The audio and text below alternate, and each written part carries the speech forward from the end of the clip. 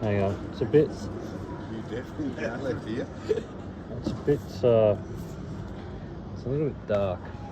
Hang on, I actually haven't got the score there. I'll come in a bit closer. There you go. That's right. They can lighten it up. Okay. 9 for 389. 9 for 389. And what's that lead? 377. Right. Not that we really need that. You ready? Yep. Thanks, Kelly. Well, Gideon. Looks like Australia aren't taking home that series win that they really wanted. No, it was a one-way traffic today at the Oval, and overwhelmingly so. England made 9 for 389. They got a lead of 377. They made it look very, very easy today. I mean, it is a first-rate batting wicket, and the conditions were advantageous for batting. But Australia really struggled, I think, to come up with a practical plan for the day. It was pretty clear what England were trying to do. At times, it wasn't very clear what Australia were trying to do. Yeah, I mean, really, the batters had let them down on the second day. They hadn't scored enough runs on the second day to give Australia something to be up and about for. But still, they were in the game. They weren't in the game for very long. It's the very first delivery that we saw was cracked for 4. Yeah. England have scored 13 at the end of the first over. It seems like Michael Slater back in the day in the Ashes. The deficit was wiped away, as you commented, and then they were going at 100 plus every session. It kind of highlights, doesn't it, the value that this style of cricket brings to England, because now they have 2 whole days in which to bowl Australia out and secure the win. They have created themselves a sort of buffer zone, a sort of luxury area to get the job done. I think the other thing is that without Nathan Lyon in this Australian attack, it sort of lacks that kind of stable base. It's got 3 pace bowlers and an apprentice spinner, and the Oval looked very, very hard to defend today. Pat Cummins almost looked like a fielder short at various times. I mean, all the England batsmen got starts. Joe Root was terrific, looked in beautiful fluid touch all day. He's had a very good series. He's probably left a few runs out there, but he's playing with the force at the moment. Ben Stokes came out to bat at number 3, which is a position that he might favour in the long term. He certainly played with great composure and consolidated England's early advantage. Australia really struggled once again to get the measure of that England opening partnership. They are quite difficult to bowl to.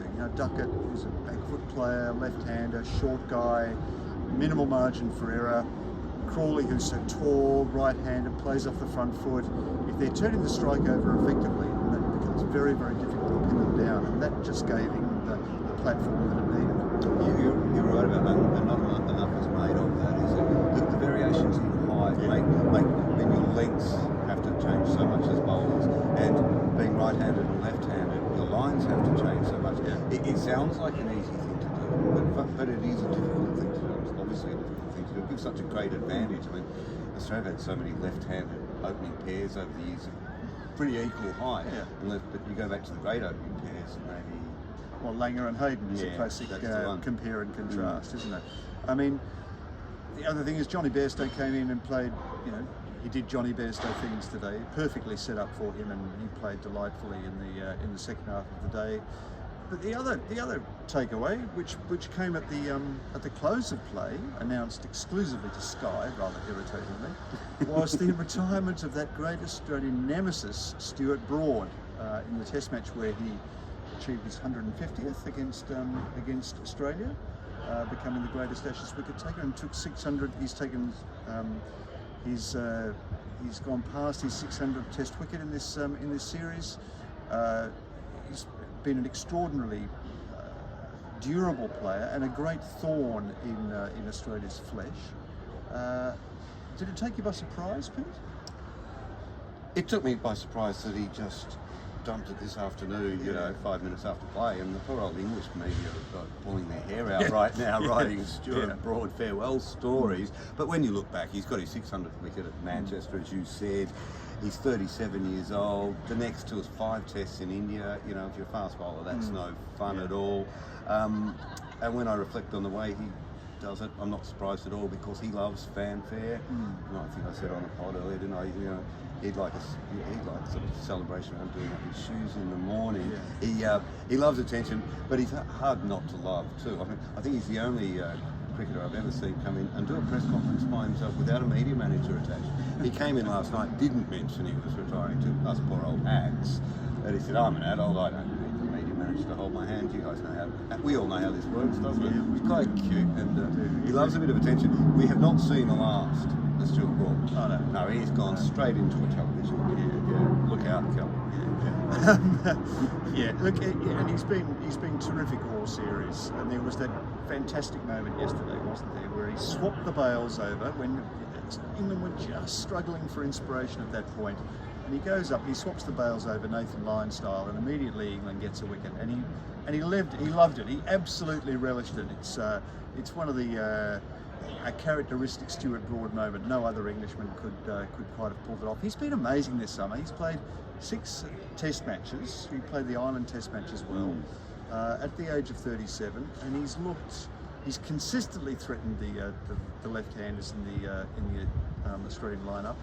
And every time he's taken the ball, there's been a sense of occasion. So kudos to Stuart Broad. No matter what happens tomorrow, of course we don't know, but it's going to be hopefully it's going to be a finish worthy of what's been an outstanding Ashes series. Before we go, Gideon, Australia are 2-0 up in this series after 2 Test matches. How do we judge them across the last 3 Tests? They could easily have lost the series. They could easily have lost the series, but that's the way of it. It's hardly unprecedented. There should be weather at Manchester. Weather usually plays some role in at least one Test match during a summer, whether it's England or Australia. It's not the way that series go, though, is it? You go 2-0 out of the No, it's not. And England actually, they've achieved something memorable this summer by playing so well in the back half of the series. But we're not accustomed to Ashes series being this close or this level. No, we're not. But I think 2-2 would probably be a fitting outcome for this series. Yeah, I couldn't agree more. Anyway, we'll be home soon. We're looking forward to it. See you soon, Cal. Bye. Done.